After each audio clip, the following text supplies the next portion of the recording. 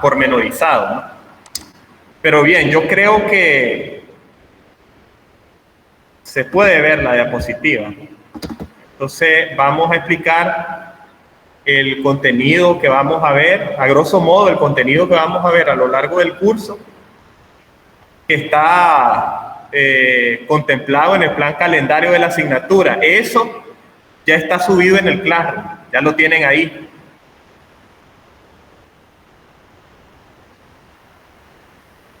Bueno, entonces yo creo que lo logran ver, ¿verdad? Si acaso tuvieran algún inconveniente, pues me avisan, ¿no?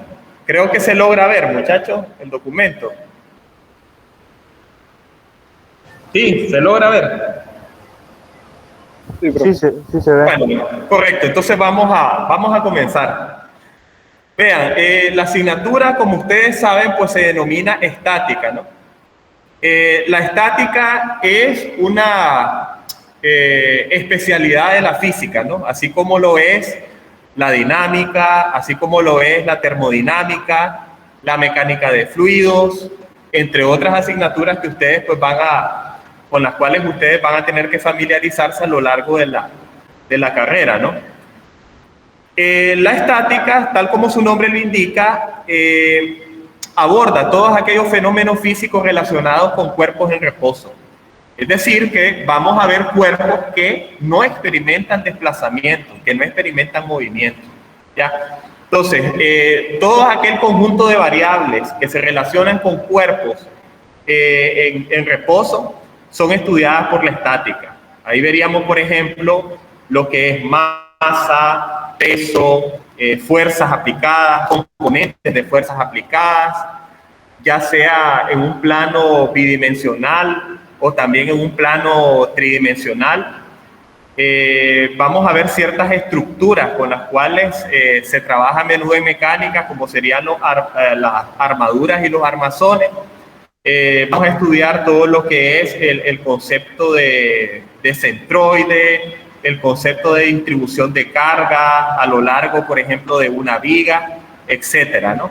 Entonces, todos aquellos fenómenos que involucran aplicación de fuerzas sobre cuerpos en reposo son, como les decía, ¿verdad?, recalcando, estudiados por la estática, ¿no?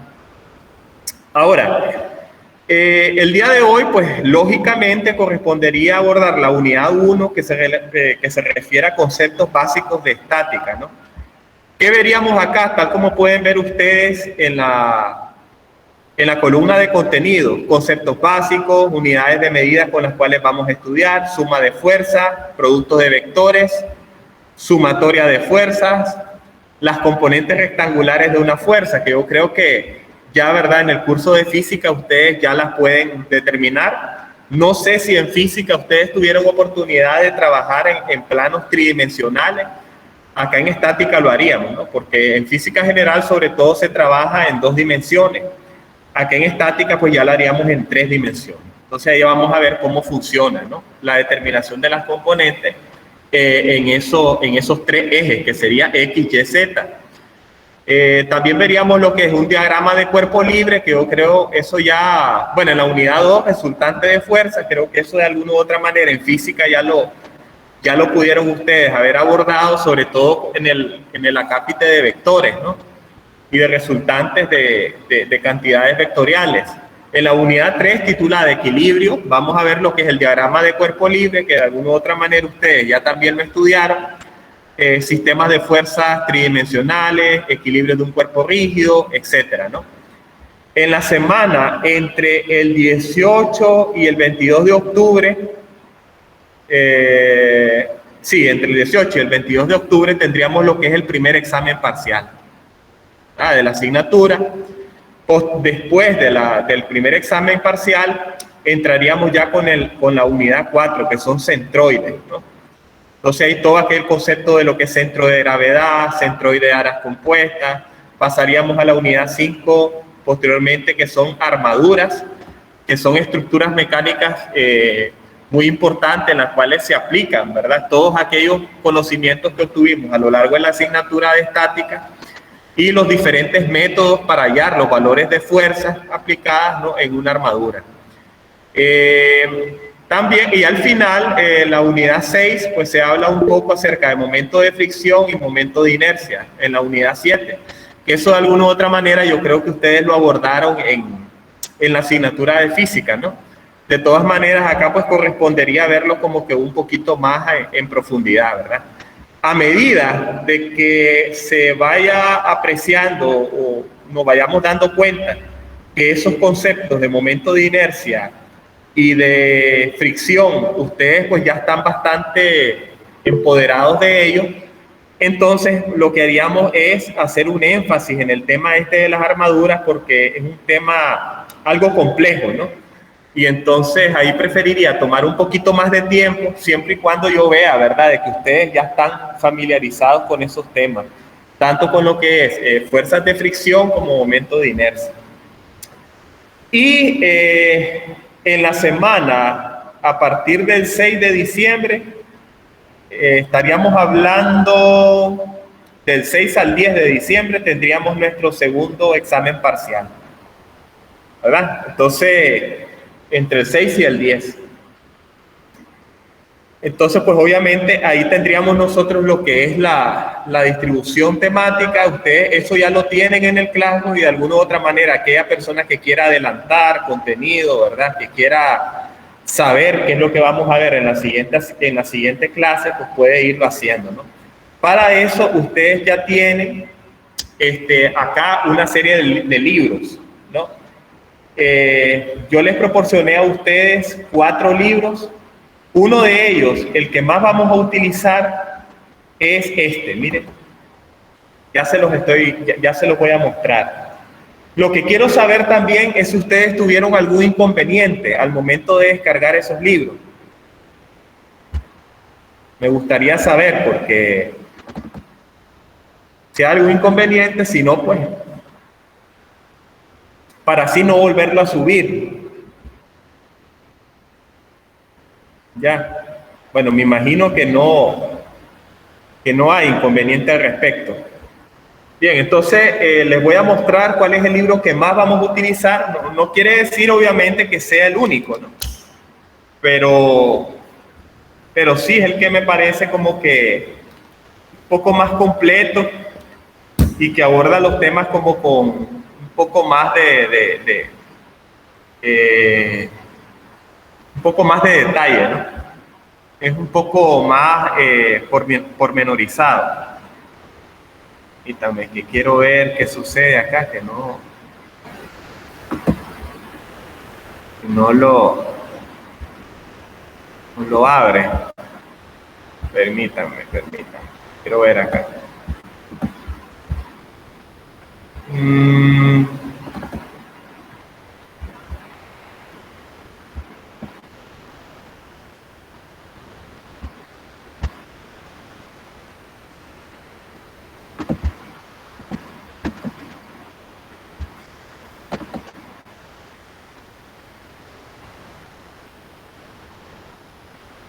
Aquí está. Creo que se logra ver,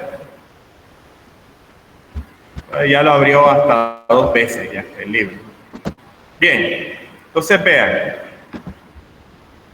Este es el libro que principalmente vamos a utilizar. Se denomina Mecánica Vectorial para Ingenieros Estática.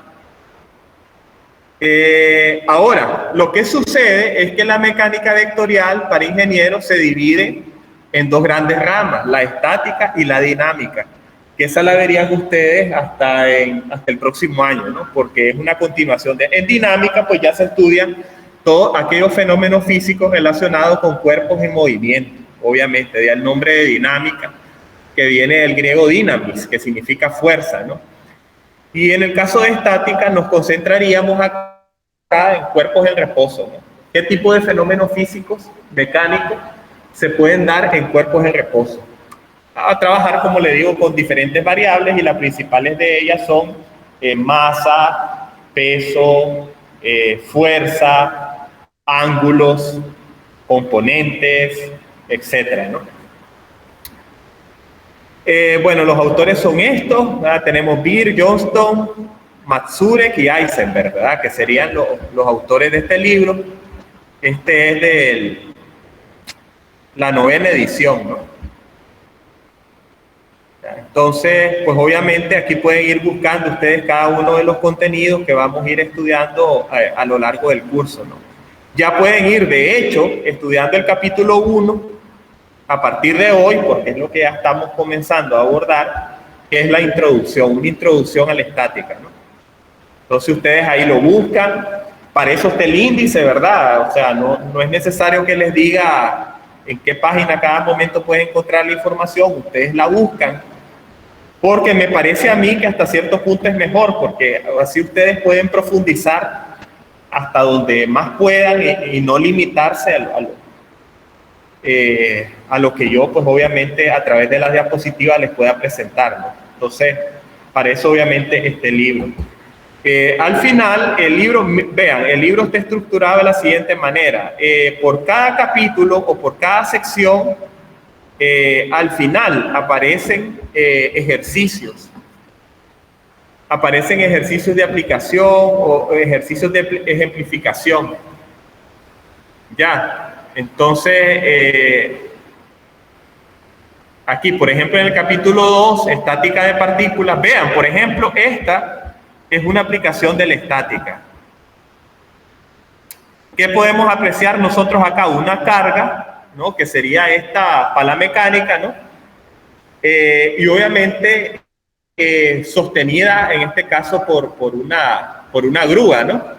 Y entonces pueden ver ustedes acá 1, 2, 3, 4 fuerzas aplicadas acá de esta forma. ¿Ya?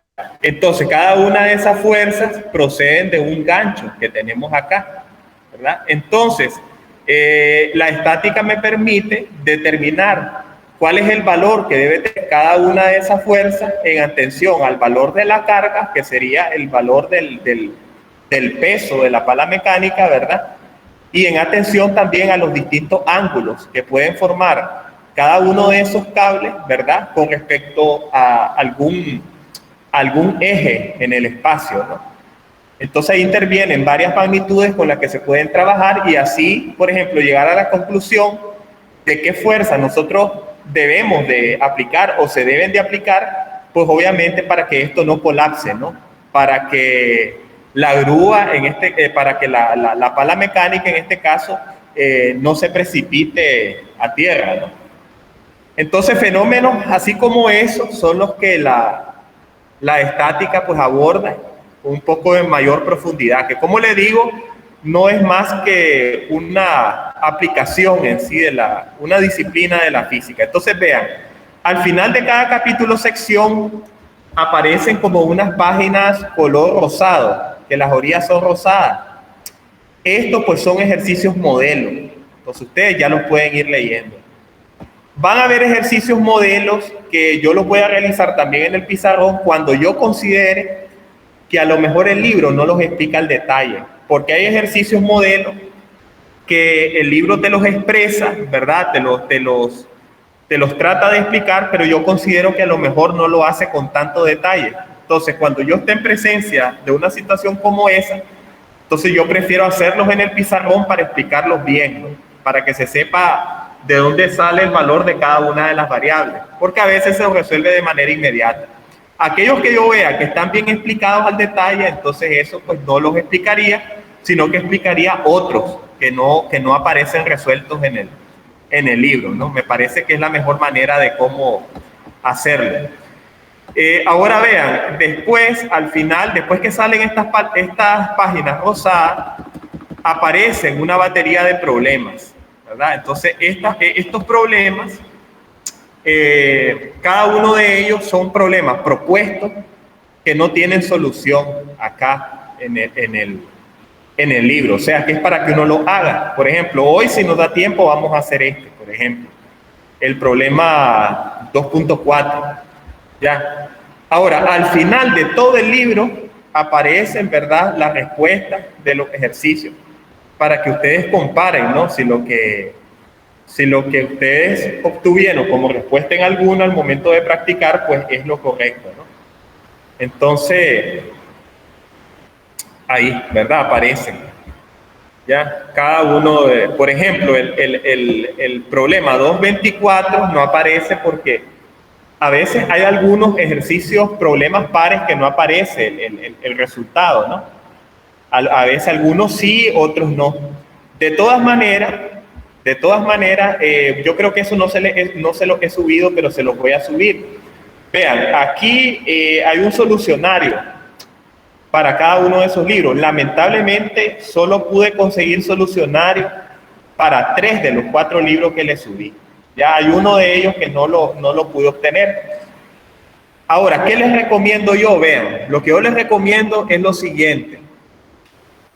Cuando ustedes intenten hacer un ejercicio, primero procuren hacerlo por su cuenta, para no acostumbrarse, ¿verdad?, al solucionario. Al momento de practicar, ustedes procuren hacerlo por sí mismos y ya solo que no les dé la respuesta que tiene que ser, o ya en algún caso que no se entienda verdaderamente, entonces consultarlo en el solucionario, ¿verdad? Eso es lo que yo les recomiendo, ya para no acostumbrarse a que apenas tengo el ejercicio ya me voy automáticamente al solucionario, porque no es esa la idea, ¿no? La idea es que uno pues vaya entrenando, ¿no?, el cerebro, vaya entrenando la mente. No sé si hasta acá hay alguna duda, muchachos, algún comentario.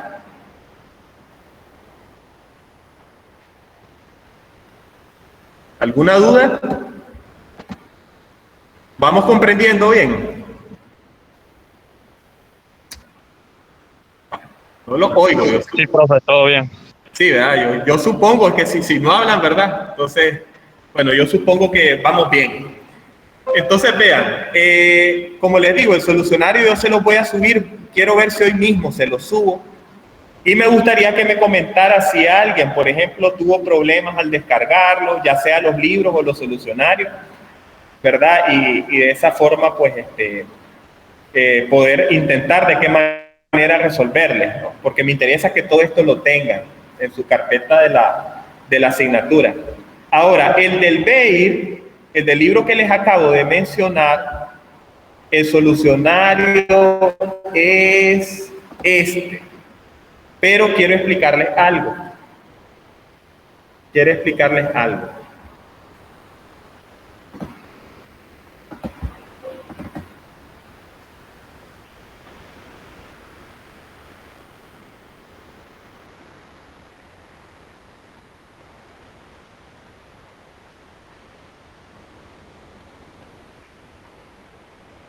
Por ejemplo, en el solucionario, no siempre están explicados al detalle los procedimientos. Por ejemplo, acá, como muestra un botón, este que yo les voy a resolver ahora en la pizarra, al final solo aparecen los valores, miren, de los ángulos, la resultante, aparece una gráfica, pero no aparece la fórmula que aplicó para llegar a ese resultado. Entonces, no siempre todos los ejercicios del solucionario son pormenorizados. Entonces, ¿qué implica eso? Que eso, ¿verdad?, demanda un esfuerzo intelectual de su parte para poder ver qué fue lo que pasó ahí, porque obviamente yo voy a procurar que todos los trabajos, ¿verdad?, obviamente no sean ejercicios iguales a los del libro, pero si en determinado momento, por ejemplo, a mí se me escapara y fuese un mismo problema que está a lo mejor en algún solucionario, entonces ustedes, por ejemplo, si solo me escriben esto, las respuestas de forma inmediata, pero no las fórmulas que me indican cuál fue el resultado de esto, pues obviamente ahí habrían puntos menos, ¿verdad? Porque la idea no es transcribir lo que esté en el solucionario, ¿no? El solucionario puede ser una ayuda en algún ejercicio específico, ¿no?, que coincida a lo mejor con alguno que yo les deje, pero eso obviamente va a demandar un esfuerzo intelectual aparte en ustedes, ¿no? O sea, que ustedes estarían prácticamente obligados a, ¿verdad?, aplicar los procedimientos que acá pues yo les voy a enseñar para poder obtener la respuesta y no solo hacer una transcripción. Sin embargo, esa no es la regla general en todo el libro. Hay veces en que sí, ¿verdad?, están explicados más o menos de cierta forma, con cierto detalle, cada uno de ellos con su respuesta, ¿ya? El solucionario está en inglés, ¿verdad? Pero bueno, yo creo que eso tal vez no les reporte a ustedes mucha dificultad al respecto, ¿no? Entonces, como les digo, el solucionario se lo voy a subir. Ahora, no siempre coinciden, ¿verdad? Los ejercicios que aparecen en el solucionario con el ejercicio del libro, en el sentido del número. Porque a veces ustedes saben que las ediciones varían y yo solo pude obtener este solucionario del libro. Ahora vean, por ejemplo, en este libro, les explico. Por ejemplo, acá en este libro que es el Beer Johnston, a ver, voy a explicar una cosita. Por ejemplo, el ejercicio, fíjense ustedes, 253, la figura 253, 254 es esta que está acá. Vamos a ver si es la misma del solucionario. Puede ser que coincida, puede ser que no coincida, ¿verdad? Entonces, por ejemplo, acá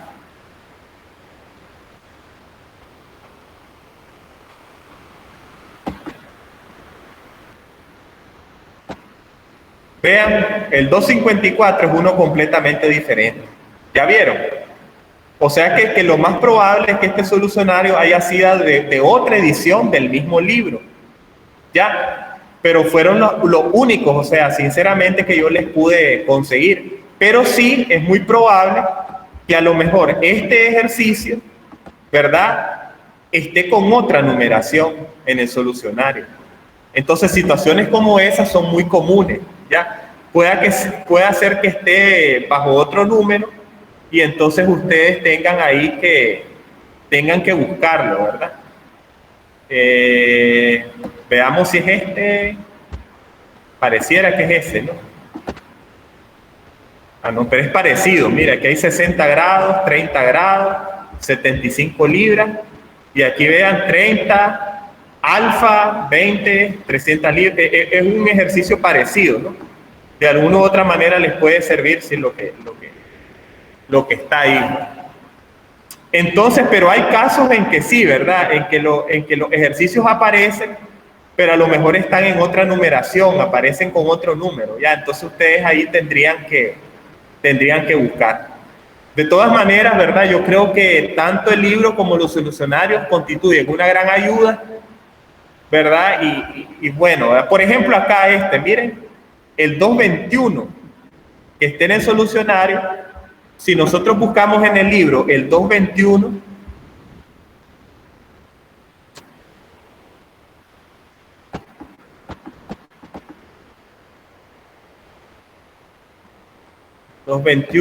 vamos a ver. Acá. El 221. Está hacia atrás. Por aquí tiene que estar. Vean, en el libro, ese ejercicio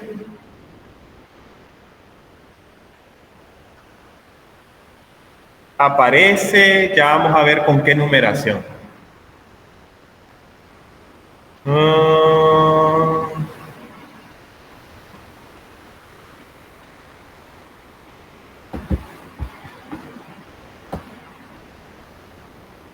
Aquí, a ver. Vean aquí, miren. Aquí aparece como 224. El ejercicio que aparece aquí como 224 correspondería al que aparece en el solucionario como 221. ¿Ya vieron? Entonces hay algunos que sí, ¿verdad? Aparecen, pero con otra numeración en el solucionario. Entonces ahí ustedes tienen que buscar.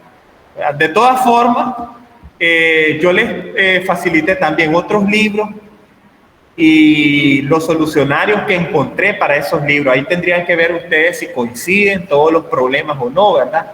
Ya esa es tarea que ustedes tienen porque es lo que pude yo conseguir, ¿verdad? Me hubiese gustado encontrarle más material para esas mismas ediciones, pero lamentablemente se me fue bastante complejo hacerlo, ¿verdad? Bien, entonces si no hay dudas al respecto, ¿Alguna aclaración que alguien desee? Entonces pasaríamos a la clase de hoy directamente.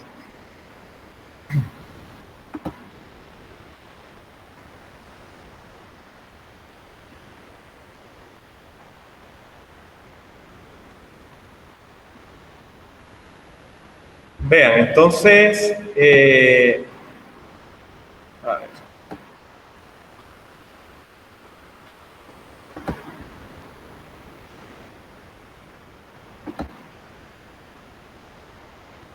Bien, entonces el día de hoy abordaríamos la unidad 1, que son los conceptos básicos de estática, ¿no?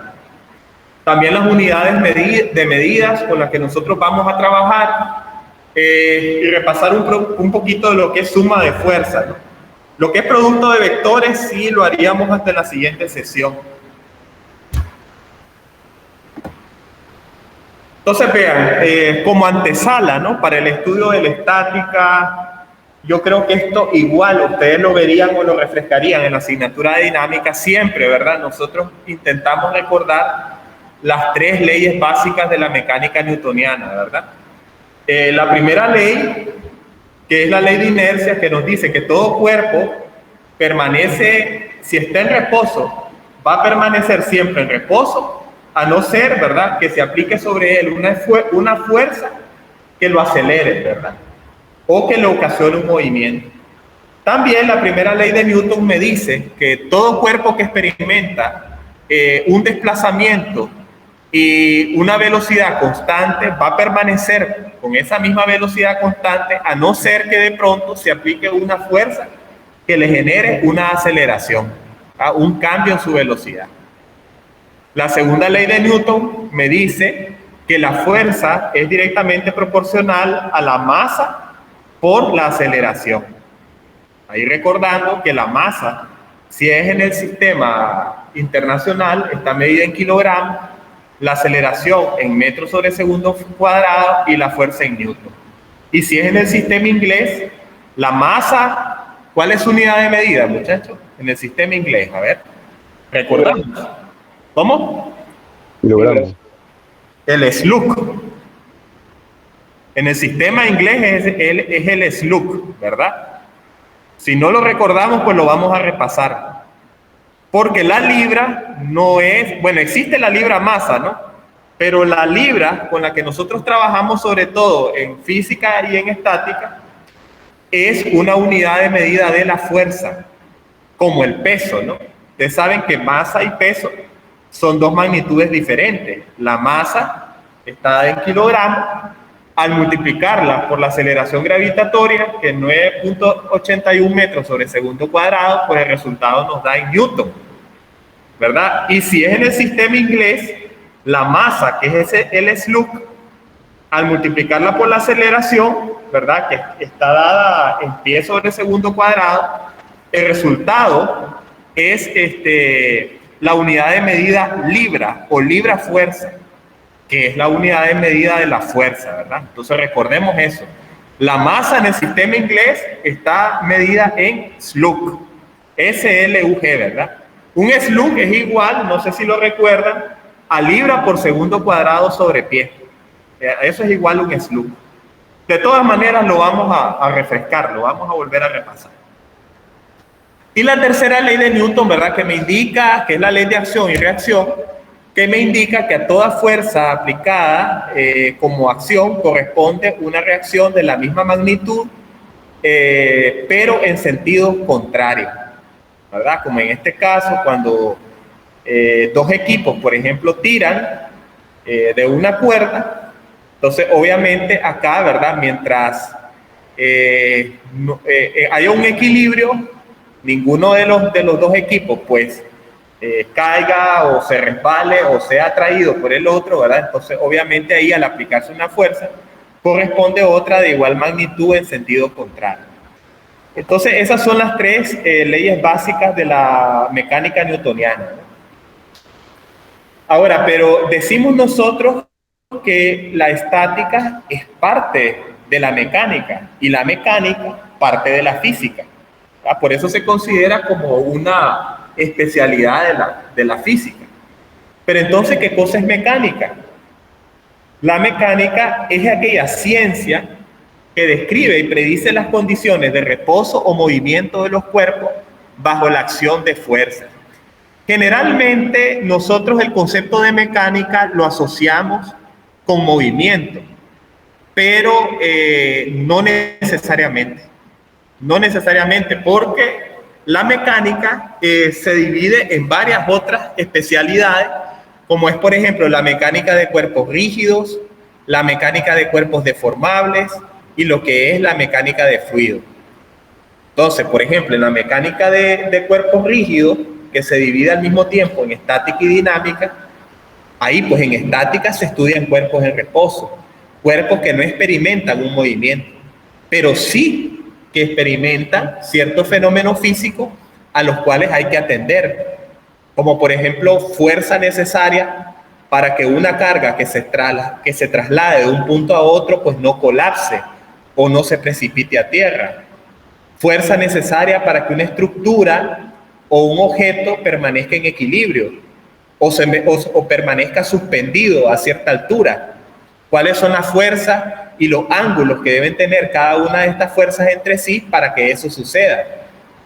Por ejemplo, en el caso de un puente, ¿no?, que puede ser un ejemplo clásico de una estructura como en forma de armadura, ¿verdad?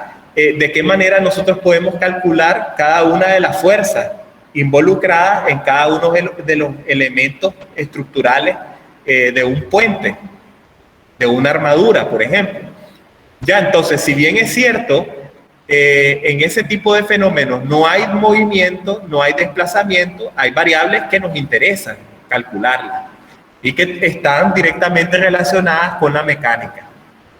Pero sí, claro, hay una parte de la mecánica de cuerpos rígidos que sí, ¿verdad?, se involucra con cuerpos en movimiento, que esa sería la dinámica, y ahí se estudia lo que es masa, aceleración, un poco más fuerza.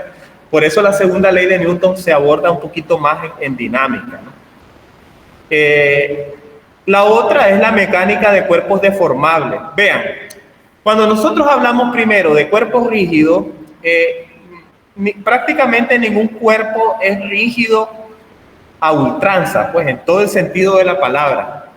Un cuerpo siempre puede experimentar al aplicársele una fuerza, una mínima deformación. Por muy mínima que sea, él se deforma, ¿no?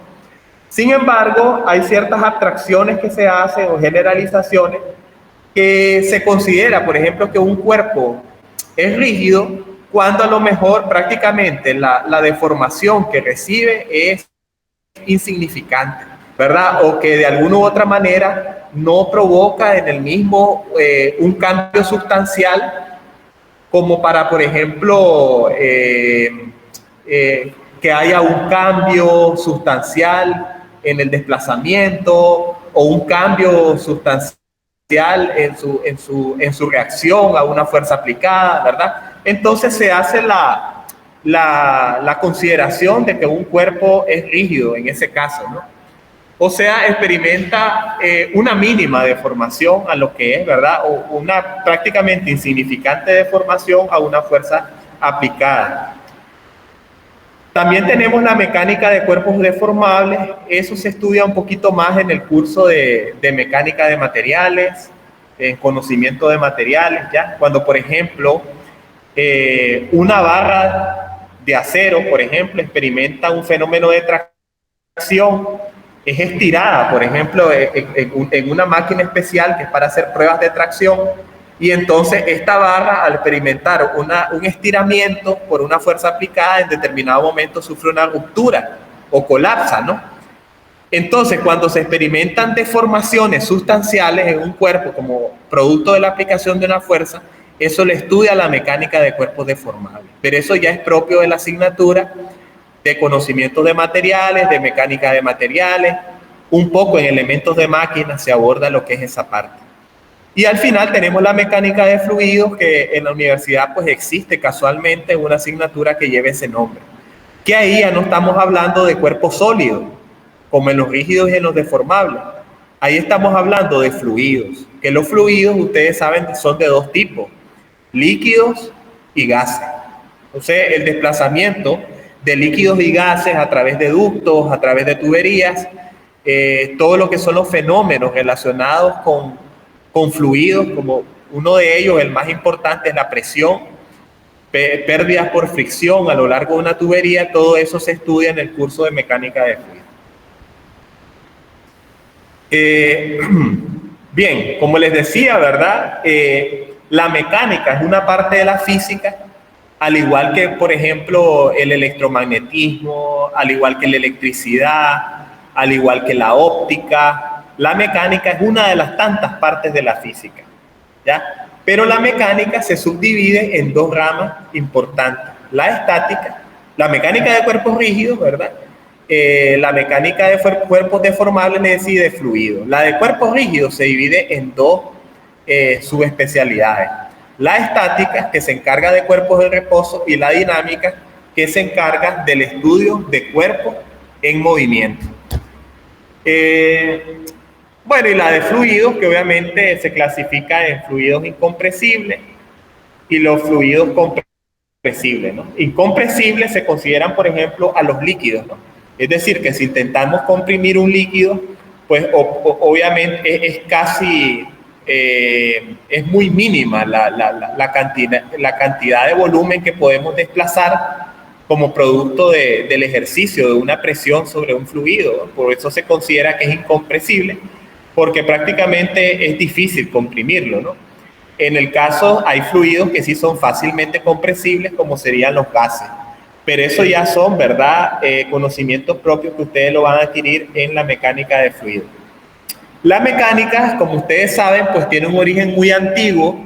Se remonta a tiempos de Aristóteles y de Arquímedes. Estamos hablando aproximadamente entre el siglo III y el siglo IV antes de Cristo, quienes fueron los que dieron los primeros pasos en el estudio de la mecánica, ¿no? Posteriormente, entre el siglo XVII y el primer cuarto del siglo XVIII, pues lo haría Sir Isaac Newton, ¿verdad? Que fue, como ustedes saben, pues quien formuló las tres leyes básicas de la mecánica newtoniana, entre otros importantes aportes a la ciencia, como fue, por ejemplo, al ser él uno de los grandes precursores, junto a Gottfried von Leibniz, ¿verdad? Uno de los grandes precursores del cálculo, ¿no? El cálculo por derivación, de integración. Otros que hicieron grandes aportes al estudio de la mecánica fueron D'Alembert, Lagrange y Hamilton, ¿no? Que vamos a estudiar a lo largo del curso ciertos aportes que ellos hicieron.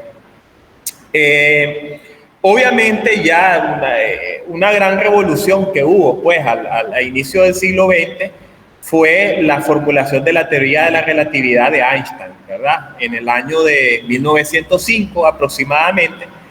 Miren, ¿qué es lo que sucede? Que las tres leyes básicas de la mecánica newtoniana son aplicables, son vigentes, son válidas todavía, pero prácticamente para la mayoría de los fenómenos, ¿verdad?, físicos en la Tierra. La mayoría de los fenómenos de los fenómenos físicos, involucran velocidades menores que la velocidad de la luz. Entonces, para todos aquellos fenómenos que involucran velocidades menores que la velocidad de la luz, pues entonces las tres leyes básicas de la mecánica newtoniana son plenamente aplicables y plenamente válidas. Ya, pero cuando nos relacionemos a fenómenos a una velocidad mayor que la velocidad de la luz, entonces ya entra en juego lo que es la teoría de la relatividad de Einstein, pero que ya no es verdad, ya no es objeto del curso. Y es algo que, si alguno de ustedes tiene interés, ¿no?, en profundizarlo, pues lo puedo hacer, ¿verdad? Tiene que ver con aquello de la relatividad del tiempo y del espacio, ¿no? Ahora, los conceptos y principios fundamentales de la estática. Prácticamente nosotros trabajamos con estas variables que son espacio, tiempo, masa, fuerza. Lo que es el espacio, ¿verdad?, involucra. Nosotros definimos el espacio como la circunscripción de las coordenadas de un objeto en un plano tridimensional determinado o bidimensional. En este caso, como pueden ver en la figura, estamos hablando de un plano tridimensional. Donde tenemos un eje X, un eje Y un eje Z. Imaginemos, ¿verdad? Bueno, que el eje X está paralelo a la pantalla de sus computadoras, ¿verdad?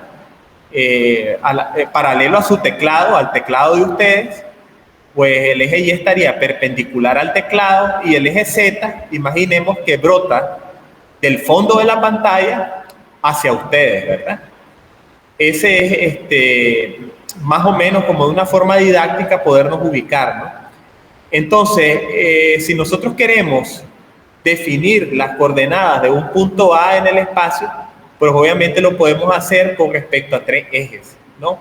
Estará ubicado a ciertas coordenadas con respecto a X, a ciertas coordenadas con respecto a Z y a ciertas coordenadas con respecto a Y.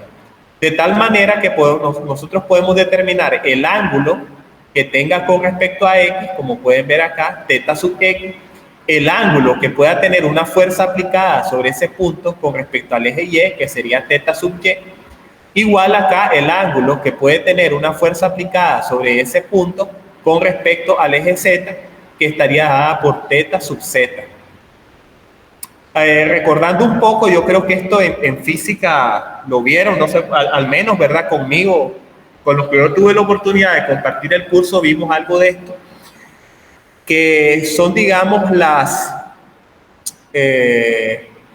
los vectores unitarios, ¿no? Para cada uno de los 3 ejes, I, J, K, y que se refiere, su valor es 1, al igual que J y K, ¿verdad? Y indica, ¿verdad?, que un vector o una fuerza está aplicada a lo largo del eje X, J indica que está aplicado el eje Y sobre el eje Y, y K indica que está aplicada sobre el eje Z.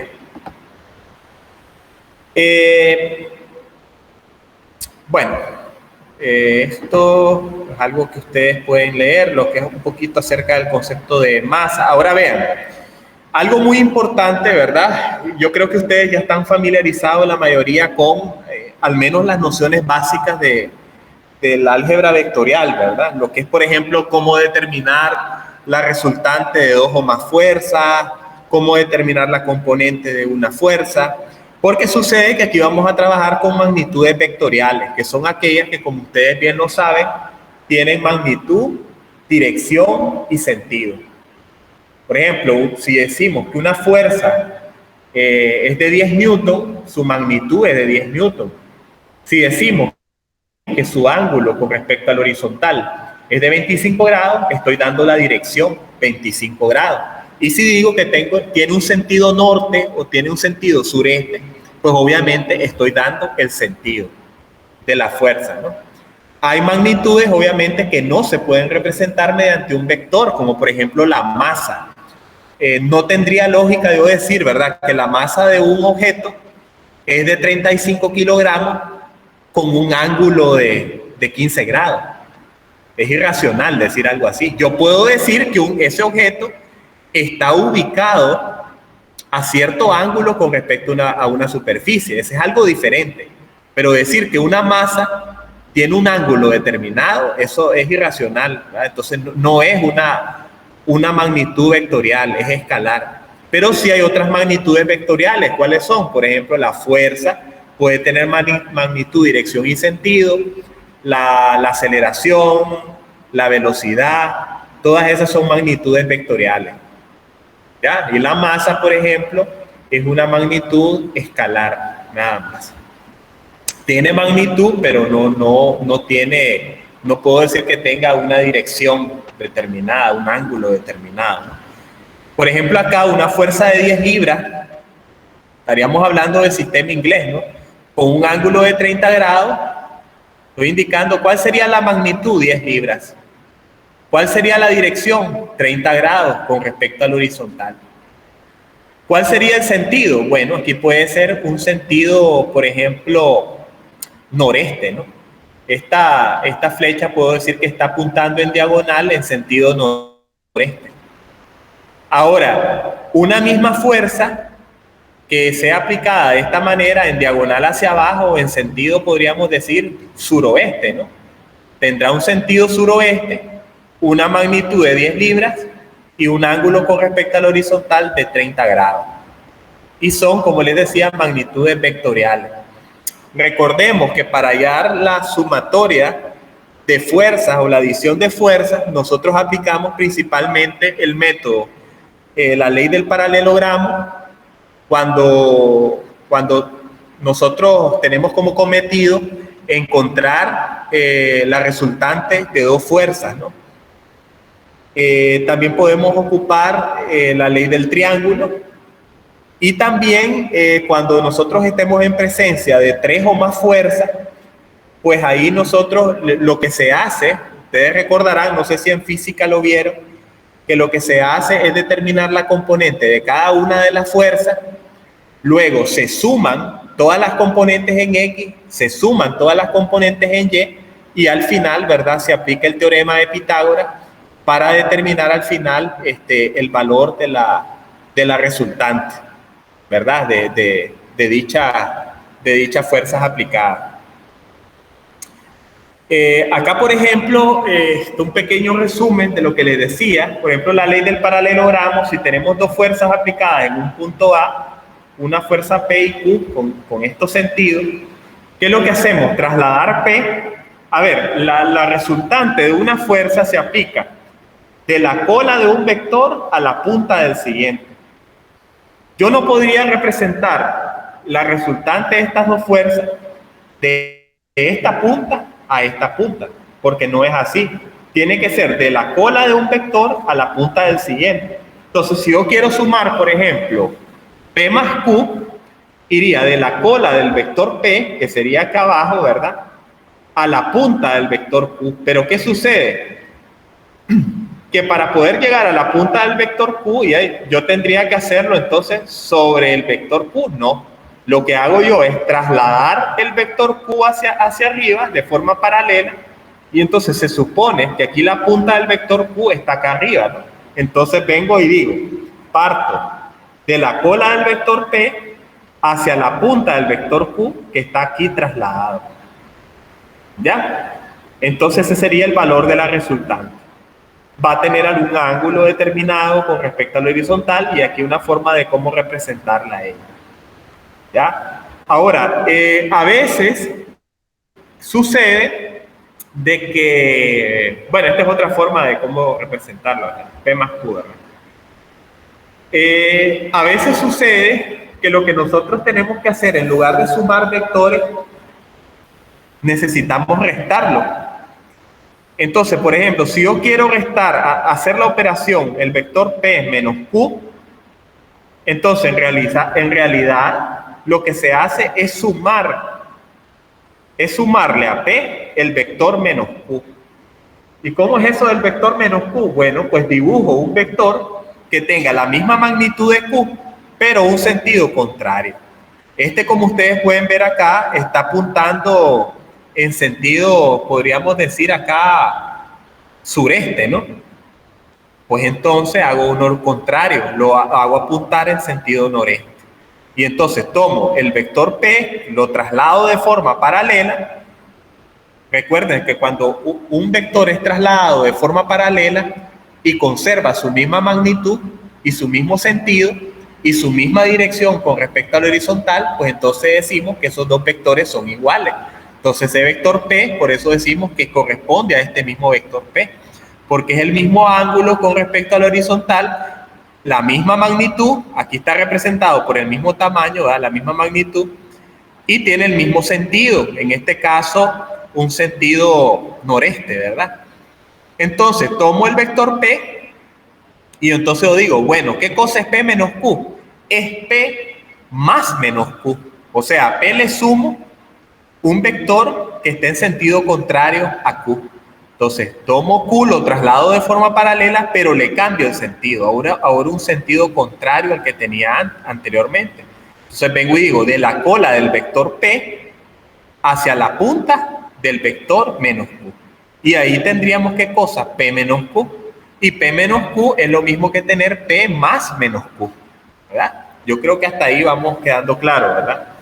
Si hay alguna duda, por favor, me pueden interrumpir, ¿verdad? Bien, vamos a continuar. Ahora, existe un principio muy importante que es el principio de transmisibilidad, ¿verdad? Ese me indica que, a ver, dice acá, el principio de transmisibilidad establece que las condiciones de equilibrio de movimiento de un cuerpo rígido permanecerán inalteradas si una fuerza que actúa en un punto del cuerpo rígido se sustituye por una fuerza de la misma magnitud y la misma dirección, pero que actúe en un punto diferente, siempre que las dos fuerzas tengan la misma línea de acción.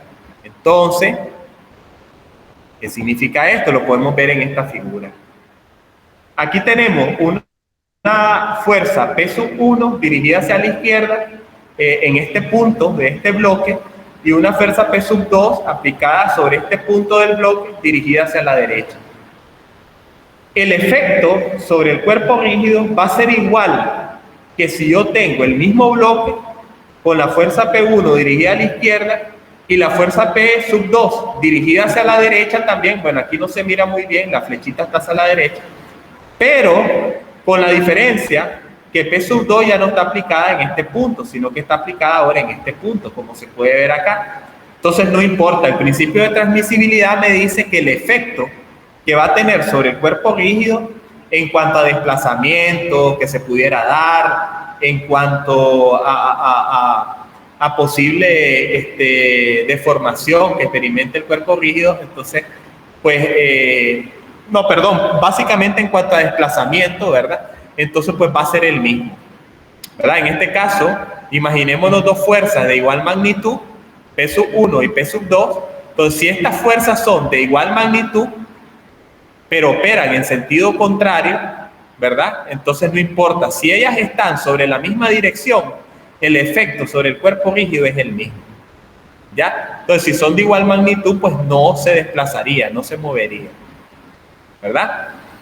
Ahora vean acá, por ejemplo, dos fuerzas, en este caso que son de compresión, que tienen igual magnitud, pero tienen sentido contrario, aplicadas de esta forma, sobre el lado izquierdo y el lado derecho del bloque, pues va a tener el mismo efecto sobre el cuerpo rígido que si se aplican las dos únicamente sobre el lado derecho, pero, ¿verdad? Una desde luego apuntando hacia un lado y la otra hacia el otro lado. Pues obviamente el efecto sobre el cuerpo rígido pues va a ser el mismo. En este caso, si las fuerzas son de igual magnitud, pues obviamente no experimentaría, ¿verdad? Un desplazamiento del cuerpo rígido y permanecería, ¿verdad? En la misma posición, permanecería inalterada. ¿Ya? Pero, ¿cuáles son los requisitos? ¿Qué es lo que se exige? Que sean fuerzas de la misma magnitud y la misma dirección. Es decir, que tengan el mismo valor, si es 10 newton aquí, 10 newton acá, ¿verdad? Que tengan la misma dirección, es decir, el mismo ángulo, que estén sobre una misma línea de acción, ¿verdad? O sea, no valdría que si una está arriba y la otra está acá abajo, entonces ahí no se aplicaría, ¿verdad?, el principio de transmisibilidad. Tienen que estar en la misma dirección y sentido contrario. Entonces no importa que tengan sentido contrario, si tienen cada una de ellas la misma magnitud y tienen la misma dirección, es decir, operan o se ejercen sobre la misma línea de acción, entonces obviamente van a tener el mismo efecto sobre el cuerpo rígido en cuanto a desplazamiento, por ejemplo. Entonces él va a permanecer inalterado si las fuerzas son de igual valor, aunque se aplique en distintos puntos, siempre y cuando, como les repito, la magnitud de cada una de las fuerzas sean iguales y la dirección sea la misma, es decir, que operen sobre la misma línea de acción, aunque sus sentidos sean diferentes. Bien, yo creo que ya habíamos abordado algo sobre las tres leyes de Newton, ¿no?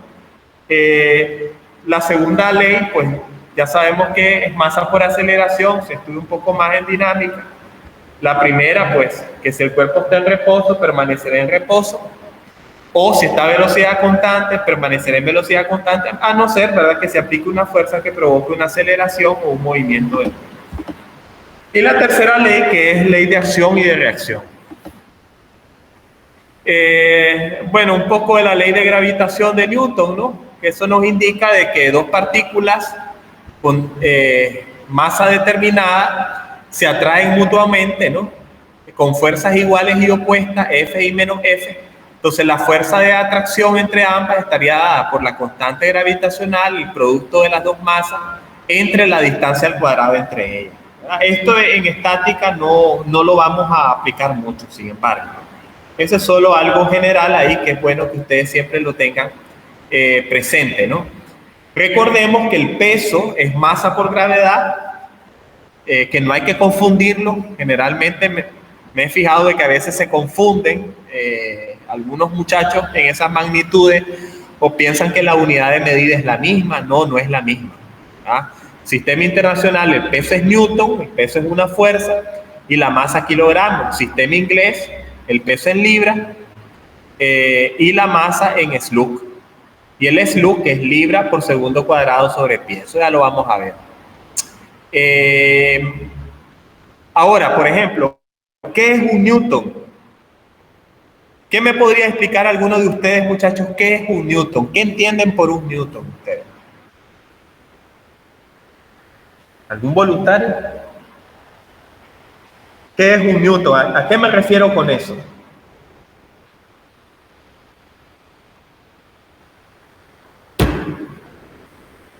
Newton es una unidad de medida de la fuerza, ¿no? En el sistema internacional, pero al final de cuentas, ¿qué es? Recuerden que la masa, la fuerza es igual a masa por aceleración. Si yo multiplico una masa de 1 kilogramo por una aceleración de 1 metro sobre segundo cuadrado, 1 por 1 da igual a 1. Kilogramos, metros sobre segundo cuadrado, que sería Newton. Pero ¿cómo se interpreta esto? Un Newton sería la fuerza necesaria para poder acelerar 1 metro sobre segundo cuadrado una masa de 1 kilogramo. O bien, si yo multiplico, por ejemplo, a ver, vamos a suponer, si aquí tuviéramos 2 kilogramos y aquí tuviéramos una aceleración de 0.5 metros sobre segundo cuadrado, 2 por 0.5 es igual a 1, ¿no? Entonces igual el resultado me daría un Newton, nada más que ahí lo interpretaría de otra forma. Yo diría que ese Newton sería la fuerza necesaria para poder acelerar 0.5 metros sobre segundo cuadrado una masa de 2 kilogramos. Y así sucesivamente. O sea, tiene su interpretación.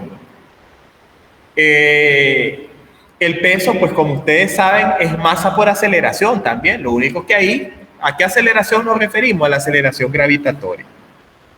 9.81 metros sobre segundo cuadrado en el caso del sistema internacional. En el caso del sistema inglés, recordemos que es 32.2 pies sobre segundo cuadrado.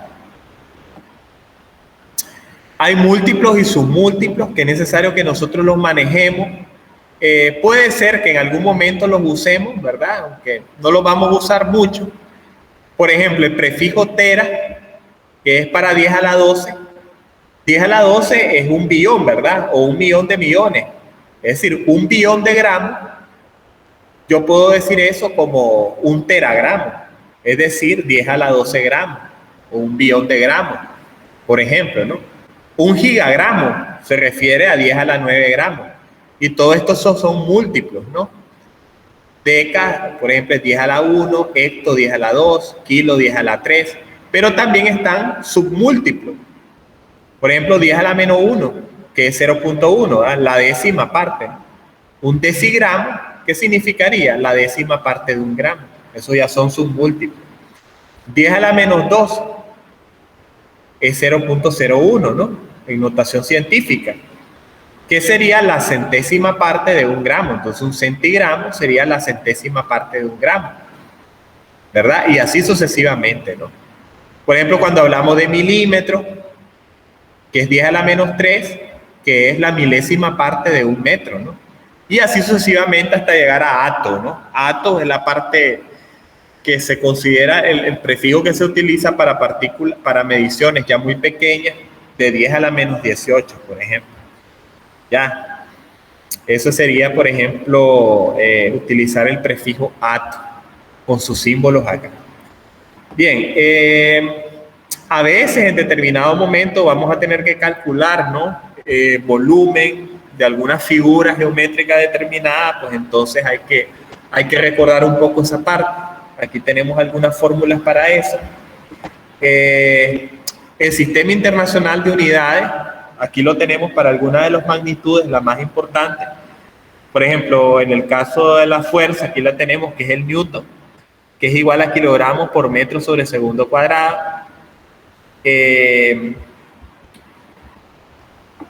También tenemos el sistema anglosajón o el sistema inglés. En el caso del sistema inglés, recordemos que ahí utilizamos como unidad de medida de la fuerza la libra, ¿no? ¿Ya? Las distancias generalmente las medimos en pies o en pulgadas, muy pocas veces en millas. La kilolibra, que equivale, como ustedes saben, a 1000 libras. Y la aceleración gravitatoria, cuando estemos hablando del sistema inglés, recordarán ustedes que es 32.2 pies sobre segundo cuadrado. Yo creo que ya en física ya vieron esto ustedes, cómo convertir distintas magnitudes. Eso yo creo que no nos vamos a detener mucho. Y aquí aparecen otras, ¿verdad? Unidades de medida, pero en este caso para el sistema inglés. Por ejemplo, para la fuerza, aquí ven ustedes, KIP. KIP, eso significa kilolibra, ¿no? O kilopondio, ¿ya? Que son 1000 libras y equivale a 4.45 aproximadamente kilonewton. La libra, que equivale a 4.45 newton aproximadamente. La masa, aquí está, miren, el slug. El slug, que es igual, como yo les decía, a libra por segundo cuadrado sobre pie, es también igual a 14.59 kilogramos. Y bueno, ¿verdad? Momento de una fuerza, libra por pie o libra por pulgada, etcétera, ¿no? Eso es algo que prácticamente se lo dejaría como pues para investigación particular de cada uno de ustedes. Este es un pequeño ejemplo, ¿verdad? De aplicación de la física, de la estática, perdón. Aquí tenemos una carga que es levantada por un camión por dos cables, ¿no? Que pasan a través de dos poleas y que son jalados por dos personas. Entonces, este es un pequeño ejemplo de aplicación de la estática, ¿no? Es decir, por ejemplo, qué fuerzas se deben de aplicar con estos ángulos, tomando en cuenta estos ángulos, para que esta carga pues no se precipite a tierra, no colapse, ¿no?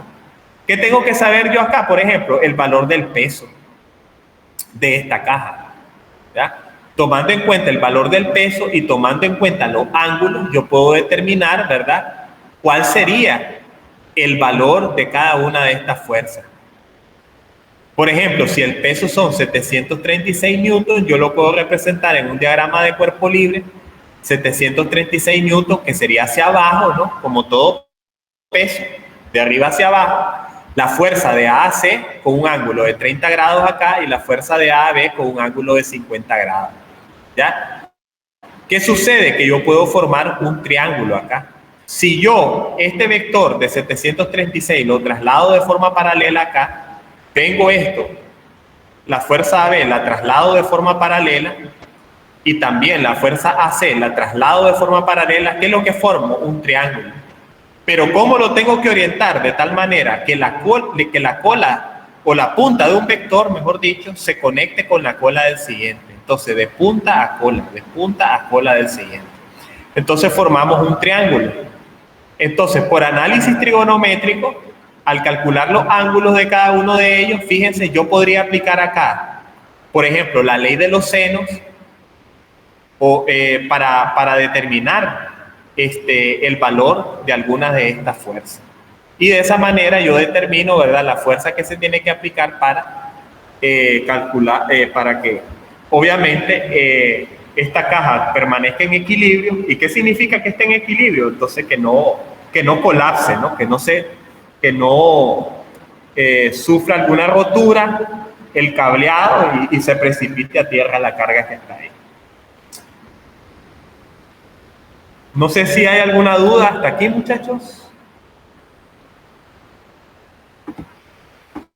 Bueno, entonces, miren, me interesa primeramente Antes de pasar ya a ver los ejercicios propiamente de aplicación de la asignatura, me interesaría que repasemos esta parte de los componentes de la fuerza. Con eso vamos a cerrar la clase de hoy. Eso es necesario porque si no, lo demás se nos va a complicar. Entonces vamos a hacer rápidamente un pequeño repaso de eso, ¿no? Entonces voy a dejar de presentar para enfocar un poquito la pizarra, ¿no?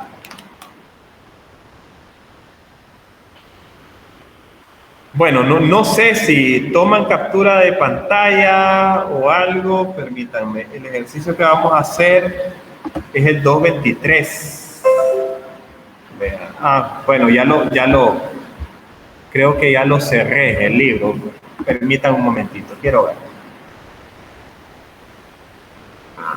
Sí, bueno, no importa. Vamos a hacerlo rapidito en la pizarra.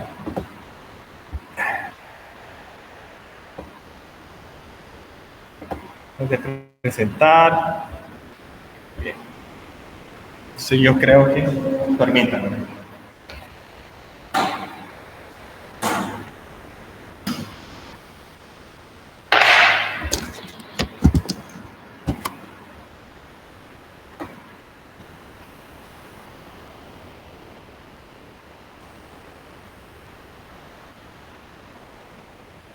Vamos a ver si logramos ahí que se visualice un poco, ¿no? Creo que se logra ver, ¿no? Si acaso no se logra ver, me dicen. Creo que no hay problema.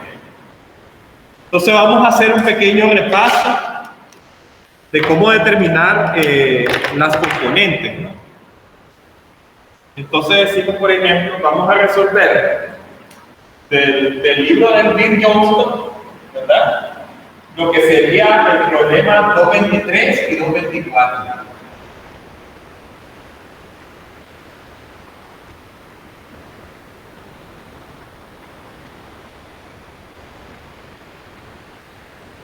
...223 y 224. Creo que se logra ver, ¿verdad?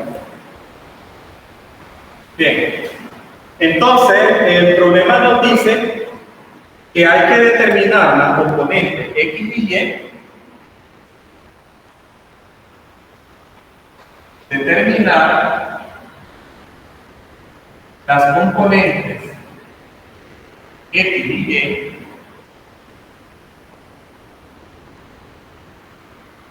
de cada una de las fuerzas que se muestran en la figura.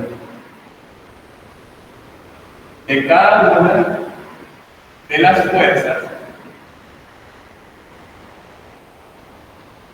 que se muestran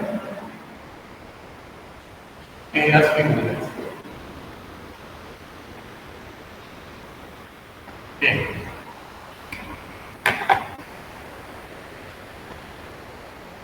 Entonces, vamos a hacer la figurita.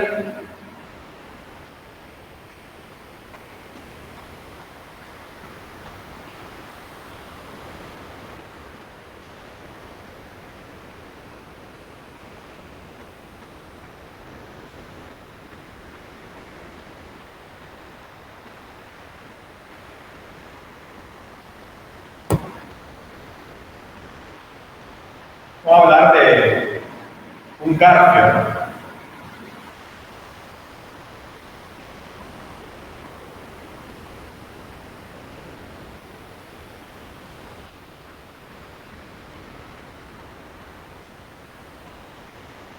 Tenemos el eje Y acá y el eje X.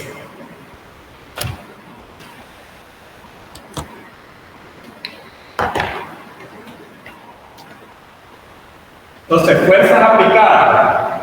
Tenemos una fuerza aplicada en sentido noreste de 60 libras. Vamos a... Permítanme.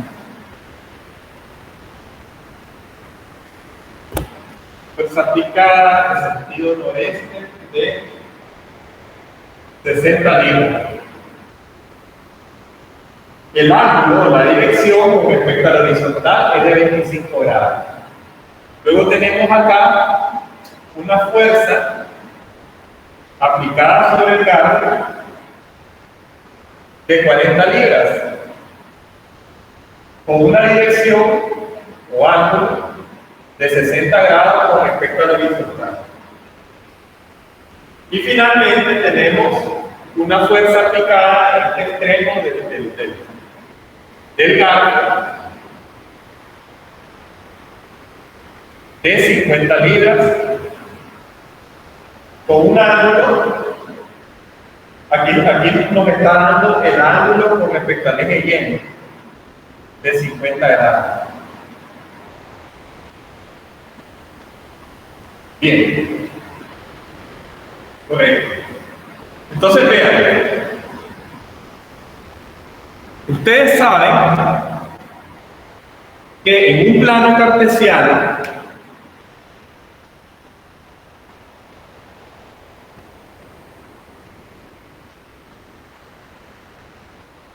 tenemos un primer cuadrante, un segundo cuadrante, un tercer cuadrante y un cuarto cuadrante. Entonces, tenemos Y vertical y tenemos X horizontal.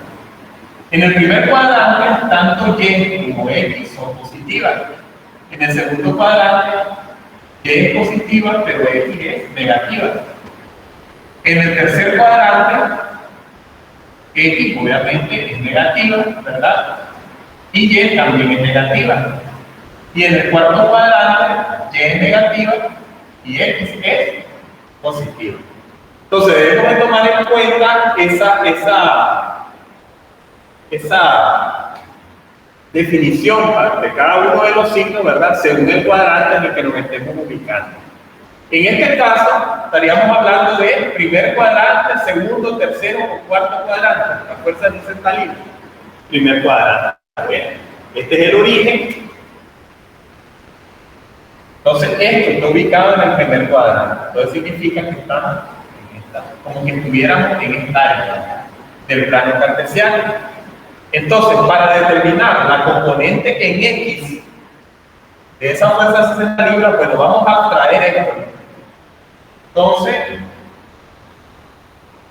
primer cuadrante, y decimos que se aplica una fuerza de 60 libras con un ángulo de 25 grados con respecto al horizonte. Ustedes ya saben que entre ambos ejes, obviamente, existe 90 grados. Entonces, si aquí existe 90 grados entre los dos ejes y aquí tengo 25, ¿cuánto medir este ángulo?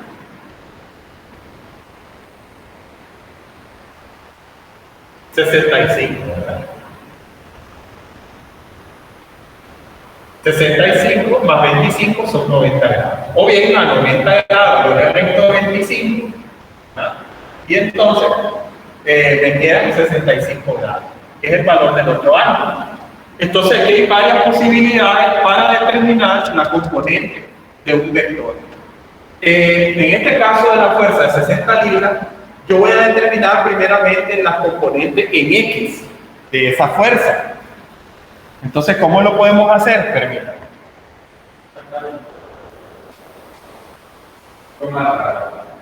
Entonces, yo puedo decir 60 libras y aquí tengo dos opciones. Yo puedo utilizar para el cálculo este ángulo de 25 grados o el ángulo de 65. Pero ¿cuál es la condición? Como yo voy a determinar la componente en X de la fuerza de 60 libras, entonces si yo quiero utilizar el ángulo que está adyacente o que está cerca de X, que son los 25, ¿no? Porque 65 está cerca de X, si quiero utilizar este ángulo, el que está cerca de X, que es la componente que voy a determinar, entonces tengo que hacerlo con la función coseno. Entonces 60 libras por el coseno de 25 grados. ¿Ya? Entonces, eso nos da 54.38 libras. La otra posibilidad, y me da el mismo resultado, es que yo multiplique las 60 libras, y si yo quiero utilizar este otro ángulo para determinar la componente en X, entonces, como este ángulo es el que no está adyacente a ella, ¿verdad? Porque este está más cerca de Y que de X, ¿no? Este ángulo de 65 grados. Entonces, si yo quiero utilizar este ángulo, pues entonces será por el seno de 65. ¿Ya? Y el resultado me va a dar lo mismo, 54.32 libras. ¿Ya? El valor de la componente horizontal, de cualquiera de las dos formas. De igual manera, ahora, para determinar las componentes verticales de la fuerza de... Ajá, pero bueno, y otra cosa muy importante, positivo, ambos valores. ¿Por qué positivo? Porque como estoy determinando la componente en X y X en el primer cuadrante, como es positiva. Entonces, positivo, ambos. ¿Cómo es Y en el primer cuadrante? Positiva también. Entonces los valores para Y van a ser positivos. ¿Y cómo calculo la componente Y de 60 libras? Bueno, entonces multiplico 60 libras y aquí tengo igual dos opciones y me va a dar el mismo resultado. Si yo utilizo el ángulo que está adyacente o que está cerca de Y, porque esa es la componente que yo estoy determinando ahora, entonces lo hago por coseno de 65. Y 60 libras por el coseno de 65 grados, eso me da 25.36 libras. O la otra opción que tengo es multiplicar 60 libras y utilizar, en lugar del ángulo que está adyacente a Y, que es la componente que estoy calculando, ocupar el ángulo que está cerca de Y. Pero como es el ángulo que está cerca de Y y no de Y, que es la que estoy calculando, entonces tendrá que ser por el seno de 25. Entonces 60 por el seno de 25 y eso me da el mismo valor, 25.36 libras.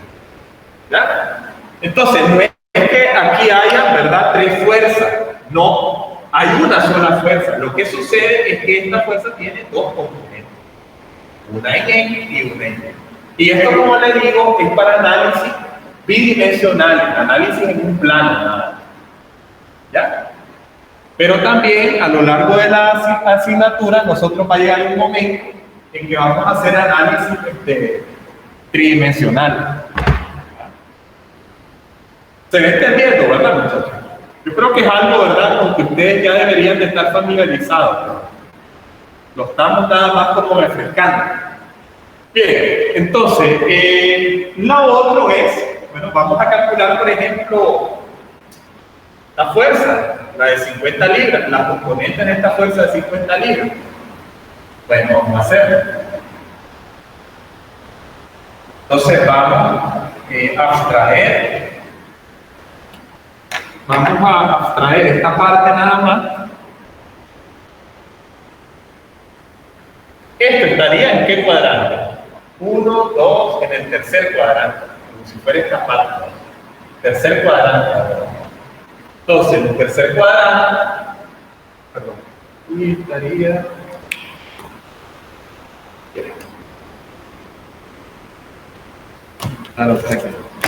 Que pinte más. Entonces, vean.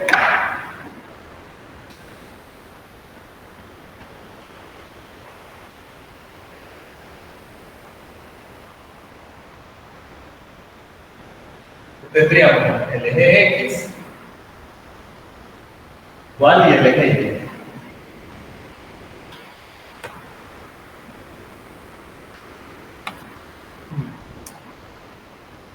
Entonces, la fuerza de 50 libras con un ángulo de 50 grados con respecto a Y.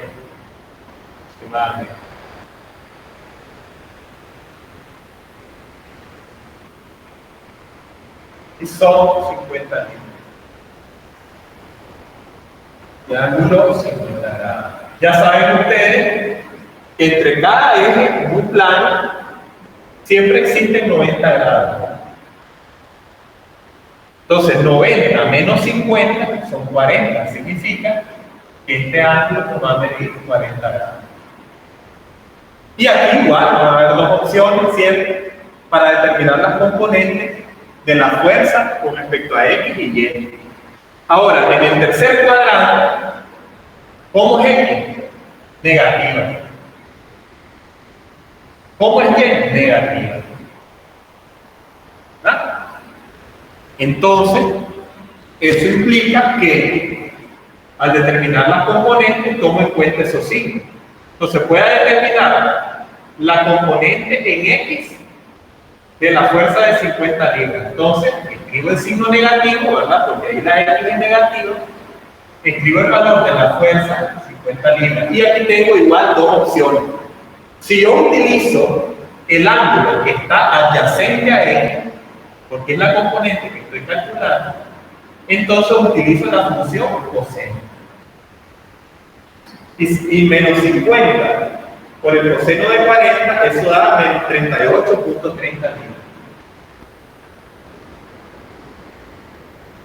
O bien, la otra opción que tengo es menos siempre, ¿verdad? Porque aquí es negativa la componente en X, X es negativo acá.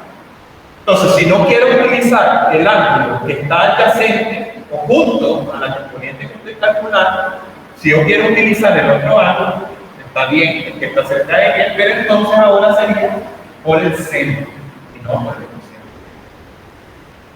Y menos 50 por el seno de 50, pues obviamente me va a dar el mismo resultado. Tengo dos alternativas para hacerlo. Y ahora para el eje Y, la componente en el eje Y, igual como la Y es negativa acá, entonces menos 50 libras. Y si yo quiero utilizar el ángulo que está cerca de Y, que es la componente que estoy calculando de la fuerza, pues utilizo coseno. Menos 50 libras por el coseno de 50, y eso da menos 32.14 libras. O bien, la otra opción es hacerlo multiplicando por el seno, sería, ¿verdad?, del ángulo que está más cerca de X que de Y, ¿verdad? O sea, el ángulo que no está adyacente a la componente que estoy calculando. Entonces, seno de 40. Y me da el mismo resultado. Menos 32.14. Y de igual forma nosotros podríamos hacer para calcular, ¿verdad?, bueno, aquí, tercer cuadrante. De igual forma nosotros podríamos hacer para calcular esta fuerza de la componente, esta fuerza de 40 libras que está ubicada en el cuarto cuadrante. Ahí tendría que tomar en cuenta que Y es negativo en este caso y que X es positiva. Pero igual, ¿verdad?, se hace de la misma forma. ¿Ya? Bueno, todavía tenemos unos minutitos, vamos a hacerlo. ¿Hay duda acá, muchachos? ¿Alguna duda? Bueno, continuemos.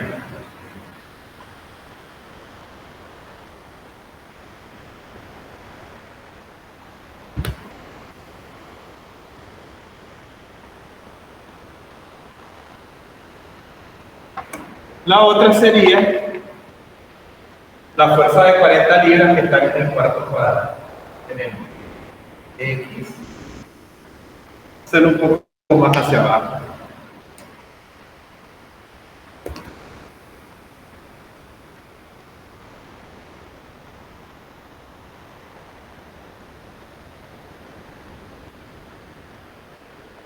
X en el cuarto cuadrante, X es positiva, y en el cuarto cuadrante la Y es negativa. Entonces la fuerza es de 40 libras con un ángulo de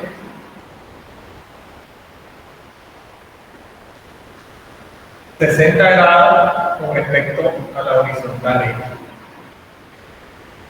Siempre hay 90 grados, ¿verdad?, entre los ejes, entonces 90 menos 60 igual a 30 grados, que sería el ángulo complementario. Bien, entonces, al determinar las componentes, sabemos que como aquí X es positiva, pues no hay necesidad de escribir el signo, ¿no? Sabemos que va a ser positiva. Entonces la componente en X sería 40 libras positiva. Si quiero utilizar el ángulo que está adyacente, o sea, que está junto a la componente que estoy calculando, sería coseno. Y eso da 20. O bien, puedo hacer 40 libras positivas y utilizar, en lugar del ángulo que está adyacente a la componente, utilizar el ángulo que no está adyacente, el que está más bien cerca de ella, que es 30. Pero entonces la condición es que tiene que ser por el seno y no por el coseno. Y obviamente eso me da el mismo resultado. Este mismo. La otra opción acá, bueno, ahora vamos, en el caso de Y, es multiplicar, digamos, 40 libras. En este caso, ¿cómo sería? Y es negativa, entonces menos 40. Pero si quiero utilizar el ángulo adyacente a la componente que estoy calculando, sería coseno de 30 menos 40 libras por el coseno de 30, eso es menos 34.64 libras.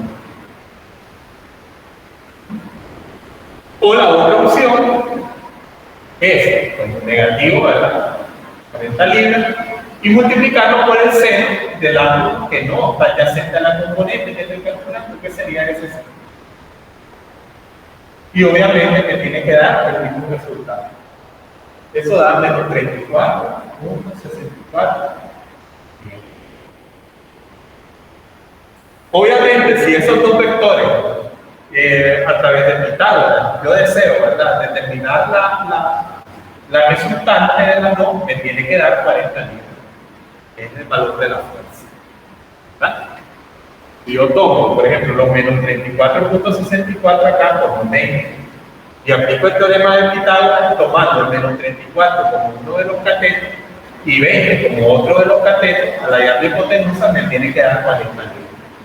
¿Verdad? Es una manera de cómo lo podemos comprobar si eso que hicimos, pues obviamente está correcto, ¿no? Bien, ¿alguna duda, pregunta? Bueno, muchachos, entonces vean,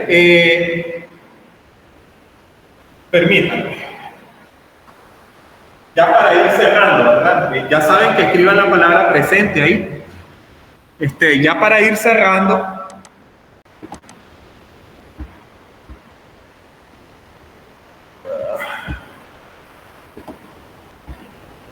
aquí, por ejemplo, en el libro de Ferdinand Beer que les dije, de Beer Johnston, pueden hacer ejercicios aquí de componentes. Miren, 223, 224, que es otra figura, esta la pueden hacer ustedes como práctica, ¿no? Está también estos ejercicios, miren, 221, 222, esos están en el libro del Beer, en la página 33. Ahí están esos ejercicios de componentes. Ya, y pueden hacerlo. Tienen, acuérdense, al final del libro las respuestas, ¿verdad? Ya estos ya no, ¿verdad? Esto es posible que tal vez en física hayan visto algo de esto, pero esto ya no lo vamos a ver el día que viene, ¿no? Entonces, ¿qué es lo que yo quiero que tengamos listo para el siguiente día? Por favor, tengamos consolidado lo que es determinar componentes de fuerza. O sea, ya para el siguiente día, por favor, que no hayan dudas al respecto. Ya, porque en este tipo de clase, en la asignatura, si no sabemos determinar los componentes de una fuerza, entonces vamos a tener serios problemas ahí. Entonces, ahorita quiero que se concentren solamente en eso. O sea, que ya en la siguiente sesión, ese tema de cómo encontrar componentes de una fuerza ya esté, ¿verdad? Ya esté solucionado, ¿verdad? Ya a esta altura yo creo que es algo que ya no debemos ya de tener muchos problemas en eso. Leen la diapositiva que se las voy a subir junto con los solucionarios, lo que les pude conseguir de los libros también, yo se los voy a subir y pueden ir leyendo, ¿verdad? Ya la introducción aquí en el libro del Beer, ¿verdad? pueden ir leyendo la introducción, que está en el capítulo 1, y ya pueden, el que quiera ir adelantando, ya mira en el capítulo 2, que es estática de partículas, ya lo puede ir haciendo. El que quiera ir adelantando para optimizar el tiempo, porque ya el siguiente día ya vamos a entrar ya de lleno en lo que es la asignatura. Hoy solamente prácticamente fue un repaso nada más de física, de componentes de fuerza. Ya el siguiente día pues ya entraríamos de lleno completamente. ¿Ya? Entonces, ¿alguna duda? Bueno, si no es más, muchachos, pues por aquí quedaríamos, ¿no? Que tengan feliz tarde.